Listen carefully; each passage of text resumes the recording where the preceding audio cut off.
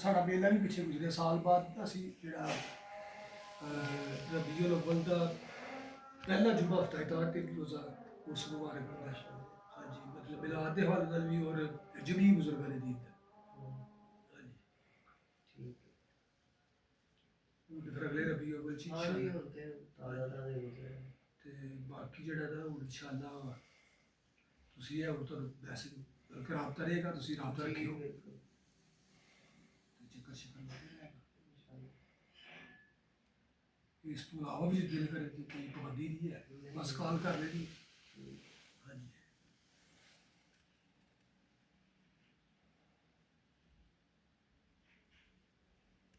ਜॉब ਕਰਦੇ ਹੋ ਕਿ ਨਹੀਂ?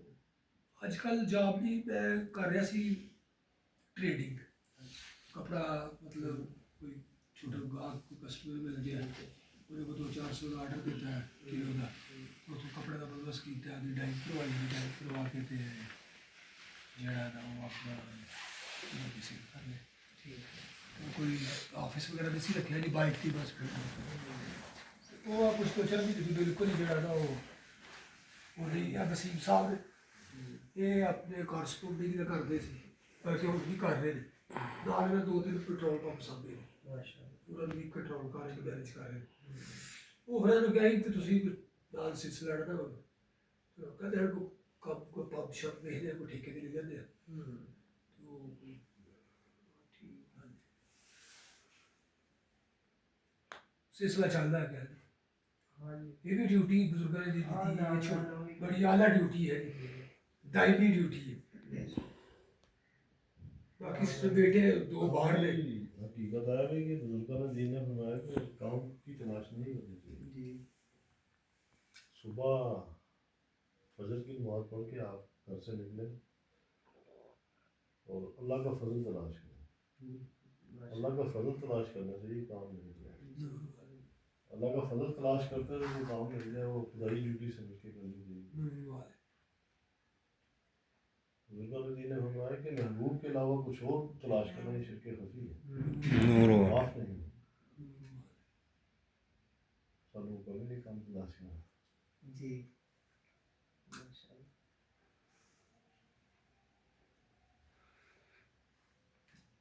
असल कुरान पाक ने भी मुहातब की तरह 2-3 कैटेगरी है, एक आबिद इंसान है, एक हासिल इंसान है, एक हासिल हासिल। ਤੇ ਇਸ ਤਰ੍ਹਾਂ ਹੀ ਬਜ਼ੁਰਗਾਂ ਨੇ ਦੀਨ ਨੇ ਵੀ ਫਰਮਾਇਆ ਹੈ, ਉਹ ਆ ਫਰਮਾਉਂਦੇ ਆ ਵੀ ਇੱਕ ਆਮ ਇਨਸਾਨ, ਇੱਕ ਹਾਸਿਲ ਇਨਸਾਨ, ਇੱਕ ਹਾਸਿਲ ਇਨਸਾਨ। ਜੀ ਜਿਹੜਾ ਆਮ ਇਨਸਾਨ ਉਹ ਸਬਬ ਨਾਲ ਲੱਗੇ, ਉਹ ਕਿਸੇ ਨੂੰ ਵੀ ਮਿਲਦਾ ਹੈ ਤੇ ਉਹ ਕਿਸੇ ਸਬਬ ਨਾਲ ਕਿਸੇ ਗਰਜ਼ ਨਾਲ ਮੁਲਾਕਾਤ ਕਰਦਾ, ਤੇ ਜਿਹੜਾ ਹਾਸਿਲ ਇਨਸਾਨ ਹੈ ਉਹ ਬਸਮਬਲ ਅਸਬਾਬ ਨਾਲ ਲੱਗੇ, ਤੇ ਜਿਹੜਾ ਹਾਸਿਲ ਇਨਸਾਨ ਹੈ ਉਹ ਮੌਲਾ ਨਾਲ ਲੱਗੇ। ਠੀਕ ਹੈ, ਜਿਹੜੇ ਹਾਸਿਲ ਇਨਸਾਨ ਨੇ ਠੀਕ ਹੈ ਉਹ ਉਹਨਾਂ ਨੂੰ ਪਤਾ ਹੈ ਔਰ ਉਹਨਾਂ ਦਾ ਇਹ ਯਕੀਨ ਕਾਬਲ ਔਰ ਅਕਬਲ ਹੈ ਕਿ ਜੋ ਸਾਡੇ ਨਸੀਬ ਸਾਨੂੰ ਮਿਲ ਜਾਏ, ਔਰ ਉਹ ਸਾਨੂੰ ਇਸ ਤਰ੍ਹਾਂ ਮਿਲਦਾ ਹੈ ਜਿਸ ਤਰ੍ਹਾਂ ਕਿਸੇ ਦੇ ਨਾਮ ਬਣੀ ਆਰਡਰ ਕੋਈ ਤਰ੍ਹਾਂ ਜੀ ਉਸ ਤਰ੍ਹਾਂ ਸਾਨੂੰ ਉਹਨਾਂ ਦਾ ਯਕੀਨ ਹੈ, ਕਿਉਂਕਿ ਜਿਹੜੇ ਜਿੰਨੇ ਵੀ ਹਾਸਲ ਜਿਹੜੇ ਉਹ ਅੱਲਾ ਦੇ ਬੰਦੇ ਨੇ, ਕਿਉਂਕਿ ਉਹਨਾਂ ਦਾ ਜਿਹੜਾ ਵਕੀਲ ਹੈ, ਉਹਨਾਂ ਦਾ ਕਾਰਸਾਜ਼ ਜਿਹੜਾ ਉਹ ਅੱਲਾ ਦੀ ਜ਼ਾਤ ਹੈ।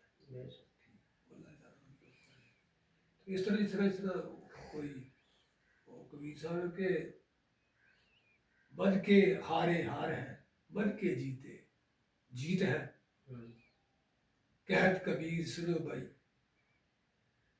मन की ही रीत है कि ਤੁਸੀਂ ਤੁਹਾਡਾ ਮਨ ਹੈ, ਤੁਸੀਂ ਜੋ ਤੁਹਾਡੀ ਨੀਅਤ ਹੈ ਠੀਕ ਹੈ, ਕਿ ਤੁਸੀਂ ਅਗਰ ਸਾਡਾ ਕਿ ਮੇਰੇ ਕੰਮ ਕਰਨ ਲਈ ਇਹ ਕੰਮ ਹੋਣਾ ਤੇ ਤੁਹਾਡੇ ਕਰਨ ਲਈ ਹੋਣਾ ਠੀਕ ਹੈ।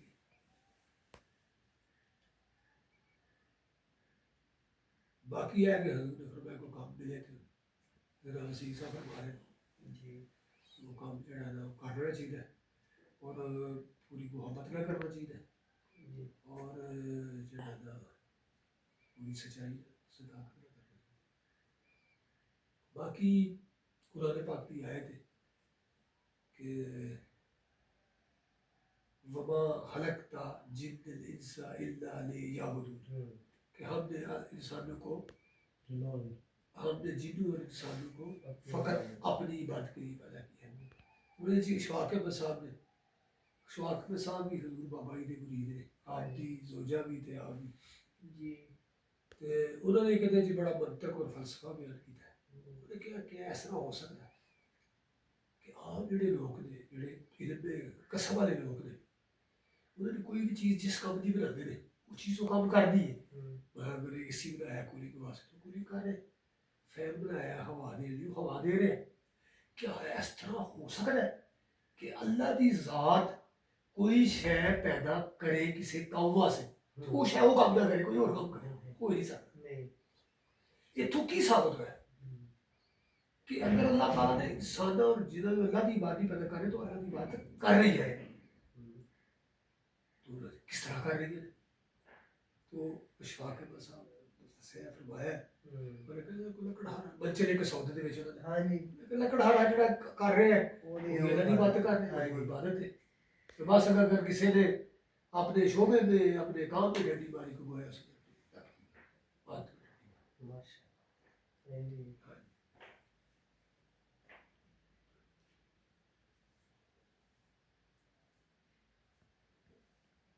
काम सारे ਉਹਦੀ ਜ਼ਾਤ ਨੇ ਕਰਨਾ ਨੇ ਉਹੀ ਕਰਨਾ ਜੀ।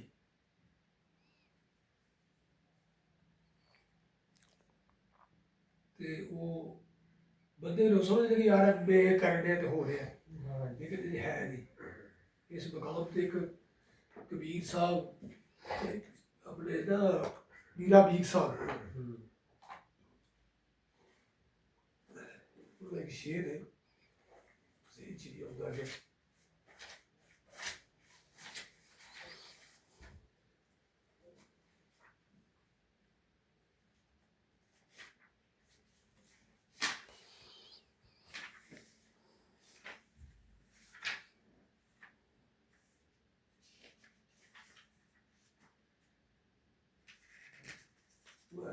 हर संकट गुरु कटता है, गुरु को जानो करतार। उतर रहे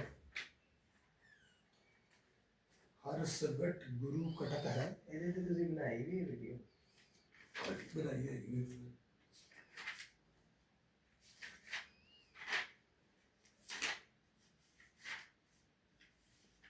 इसलिए सब तो दी जात वही करना चाहिए तो वो नहीं समझने चाहिए।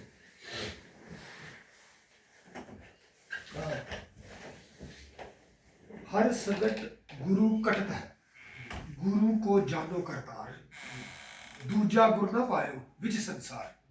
ये मर्जी किसी ने की शरा बयान की थी, उनको जो खुद को करता समझता है वो भोगी है और जो मुर्शिद को करता समझता है वो योगी है। असल साधु फकीर हो जिहड़ा गुरु करता समझदा है।